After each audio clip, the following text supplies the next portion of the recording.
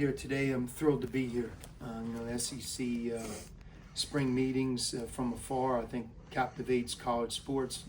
All eyes seem to be pointed here in Destin, Florida, and to be a part of it, especially at a great place like the University of Texas. I'm both honored and thrilled to be here and excited to talk about Texas basketball. For Lucinda and for Dalen, how important is it for them to be able to come in, because you mentioned that you're not coaching the team, so for you to have a style and a way of doing things, how important is it to have those guys to maybe help the other guys who've been here or coming here to know how you operate? Well, it goes to the word that everybody talks about in today's college sports model, and that's retention. We're all looking for ways to keep our best players, to have key contributors and winning players go from one season to the next. It's how things always have been. If you look at pro sports, the value of keeping your best players with you for long periods of time, because it's not only their consistency in their own performance, but it's their ability to impact others, to teach them, to coach them, to kind of show the way to those that are new. And Lucina and Dalen have a unique opportunity because they've been with us in Dalen's case for multiple years, in Lucina's case this past year, but they know how we travel, how we practice, they know terminology, they know people, they know our strength coach, they know who I am. And I do think that they'll be very helpful in bridging that gap that just is there when you're a new coach at a new place with the other players. Equally important are the 5 or 6 Texas returners, guys that have been in the SEC that understand what it's like to play in Nashville and be part of the SEC tournament, that live in Austin, that go to school every day. So, they're going to be able to, from that retention perspective, be very helpful in building. So if you look at it, we have retention this coming year, in my first year, 2 different ways, from the 2 guys coming from Xavier and from those returning from Texas. But that's a force that I don't think we underestimate. You obviously collect talent. You have to have a talented roster, especially in this league. But the familiarity and the retention part of it is something we hope to build as well. Coach, what are the hot button issues in college basketball right now? I mean, college football, we're talking about college football playoff and 9-game versus 8-game schedule. What are the hot button issues for college basketball coaches right now? I think the hot button model is it's singular. It's the name, image, and likeness, and how that's going to work moving forward. And look, as a coach, I don't think any of us can be presumptuous or act as if we know the answer. Now, part of it is just we're in this period of time of the unknown. And I think the analogy that I've heard is you're flying the plane and building it at the same time. And to some degree, in terms of sports, that's true, right? Where you're trying to make the best decisions for your program, most importantly for the players that you're coaching in real time, knowing certain things may not be the same in the future. And by the way, certain things aren't the same today as they were even a year ago. So I think it's that unknown. There's never been more of it when it comes to that, which affects recruiting, the lifeblood of what we all do. Hey, Sean, when you look at on that topic, I don't know if there's truth to the idea that like a Power 4 SEC team that has less money to spend on basketball will be put at a disadvantage against, say, the place you left where they don't have to worry about football. Mm-hmm. Does that come up? Yeah.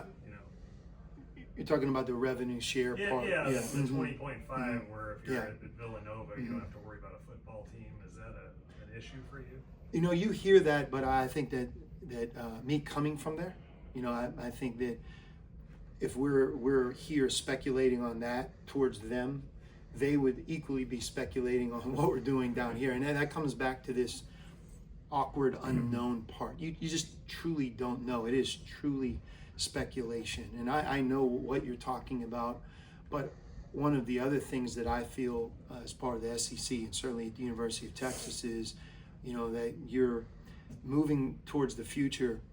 You're certainly going to be at the table.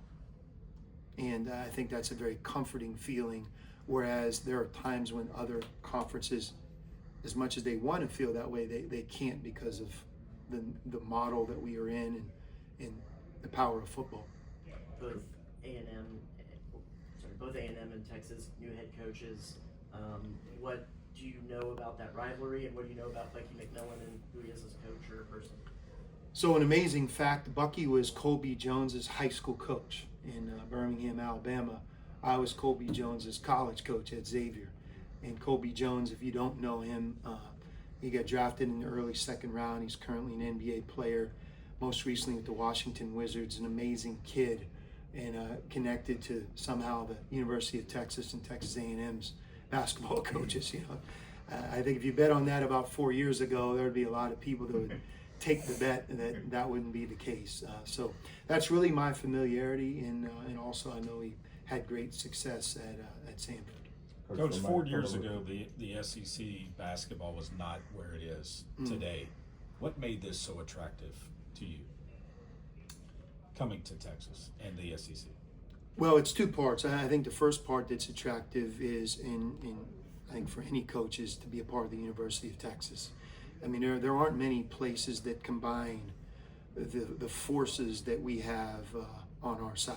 The city of Austin, I think that it gets known around the country as like this really cool, great college town. I've never heard a bad word. It's a great place to live, a great food scene, live music, great college town. And you get to Austin, you're like, oh my goodness, like it's one of the top 10 largest cities in our country. Like, it's way more than a college town. It's a thriving city. It's the fastest growing city in America. And then, you look at our campus, start with the university itself. I think the statistic that is in play right now is 90,000 applicants a year. They accept less than 9,000. There are many universities that can say that, and yet the backdrop of Austin with University of Texas, now you put the SEC in play, which it just means more is a great slogan.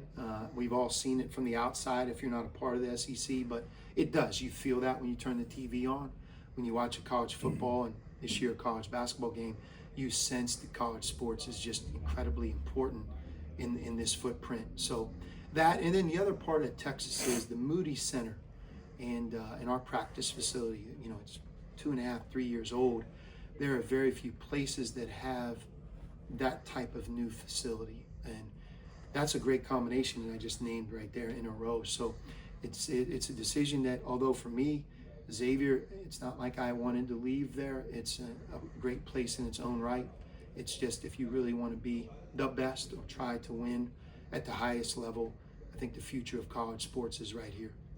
To dovetail on that, Sean, getting 14 teams in a 16-team league is probably going to be an anomaly. That's not, I don't think that's a norm. But how sustainable is double-digit bids plus for the SEC as you look at the landscape and where college basketball is going? Yeah, that's a great question. It hits home with me because remember at Xavier, we played in the first four against Texas, right? So I guess they would have been towards the end of that 14 in, playing that game and how that game felt as a team that had a lot of pride in being in the Big East and playing a national schedule. You really sensed through that game the incredible depth of the SEC. One thing that's definitely going to change, and I don't think it's talked a lot about in basketball, is the no COVID year. In our case, we had a number of players in my 3 years at Xavier that were exercising their 5th year. It's a year that doesn't exist right now. So even this spring, as wild as everybody looked at the portal as being, there was about 25% of the pie missing. Zach Fremantle, who became our best player, if he were in this present day, he would not be eligible to be on the team next year. His year didn't exist. So I think just that alone, taking that one layer of talent where you can convince an all SEC player to return for a 5th year, and now that that's not in play, I don't think our league will remain as old. So I think just with that alone, I don't know if 14 of 16, I hope, but I could certainly see the effect of that moving forward.